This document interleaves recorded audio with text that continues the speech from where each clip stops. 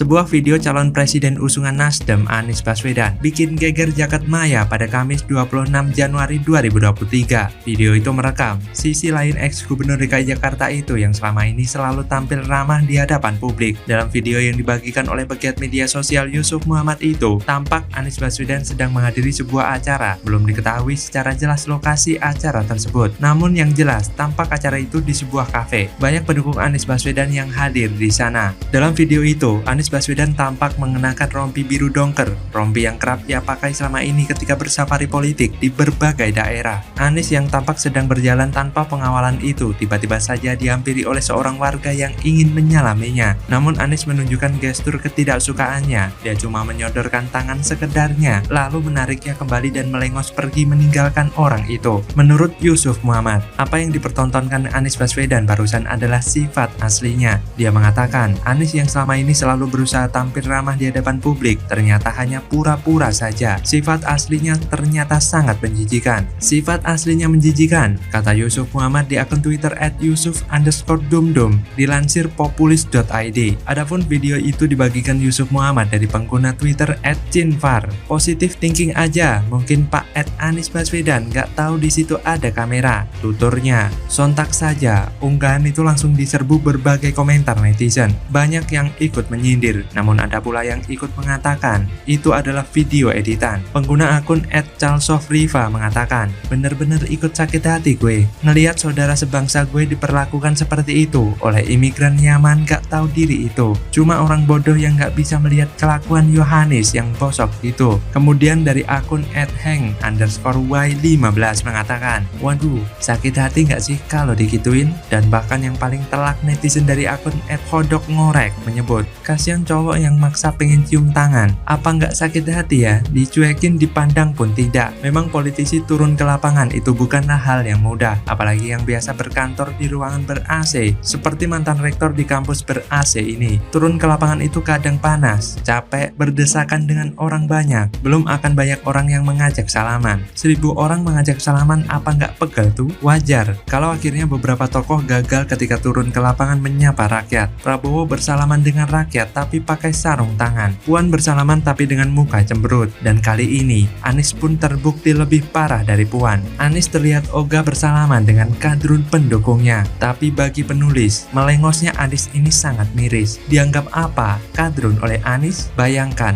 lumpur gorong-gorong yang begitu bau, kotor dan banyak sampah saja Anies pegang dengan kedua tangannya. Ini kadrun apakah lebih rendah daripada lumpur gorong-gorong di mata Anies? Makanya penulis heran, kenapa Surya Paloh mau saja mengutbah capres kayak model begini, yang salaman sama pendukungnya saja ogah-ogahan. Gimana mau ketemu rakyat yang ada di pelosok? Bisa-bisa rakyat kecil malah ditendang sama gak bener seiman. Yang begini kok mau jadi presiden? Apa jadinya negara ini yang cuman dibuat mainan? Bisa-bisa pembangunan yang sudah dikebut Jokowi selama 10 tahun cuman tinggal bangunan mangkrak. Miris dah. Jadi, penulis rasa Nasdem emang sudah salah langkah memilih Anies jadi capresnya. Selain kemalangan yang didapat Nasdem setelah mengusung Anies, Nasdem juga kena sial mulu.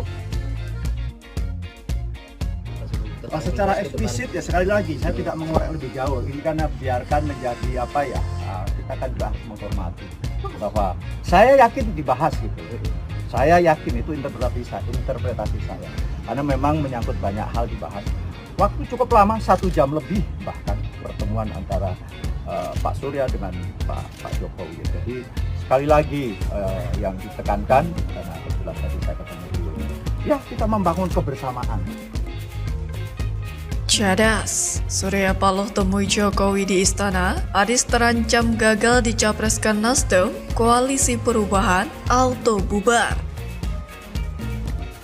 Istana tidak happy dengan partai-partai yang mendukung Anies Baswedan dan berusaha menggagalkan pencalonan tersebut. Pertemuan Luhut Binsar Panjaitan dan Surya Paloh di London paling tidak dipersepsi, sekali lagi dipersepsi sebagai upaya untuk menggagalkan pencalonan tersebut. Yang tahu deal dua orang ini ya, tapi memang yang menurut saya saya konsisten sebutkan adalah ganjalan utama dari hubungan antara Nasdem dengan presiden yang didukungnya pasca deklarasi Anies itu bukan tentang deklarasi Aniesnya sendiri, tetapi bagaimana konstruksi koalisi yang sepertinya akan dibangun Disinilah seperti yang saya katakan tadi, yang rugi besar sebenarnya adalah Anies Baswedan. Dia sudah kadung terasosiasi sebagai calon dari Nasdem yang membuat banyak partai lainnya nggak bisa mendekati dia. Dengan hanya mengandalkan Nasdem, maka Anies bisa dibuang kapan saja saat Surya Paloh nggak membutuhkan. Di tengah isu kerenggangan hubungan Presiden Jokowi dan Nasdem, terutama pasca Nasdem deklarasi Anies sebagai bakal capres dan semakin lekat dengan partai di lingkaran oposisi, pada Kamis 26 Januari 2023, kemarin Jokowi bertemu Ketua Umum Nasdem, Surya Paloh di Istana Kepresidenan, Jakarta.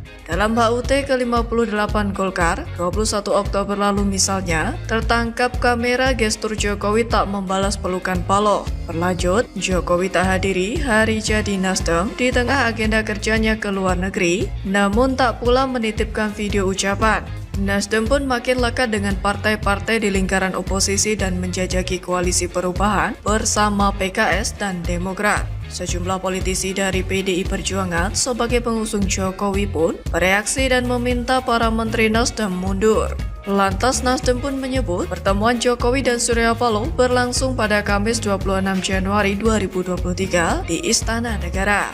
Pertemuan pun berlangsung tertutup dan empat mata antara Jokowi dan Paloh. Nasdem menyambut pertemuan ini sebagai sinyal baik menuju 2024. Kepada Kompas TV, Istana membenarkan pertemuan itu.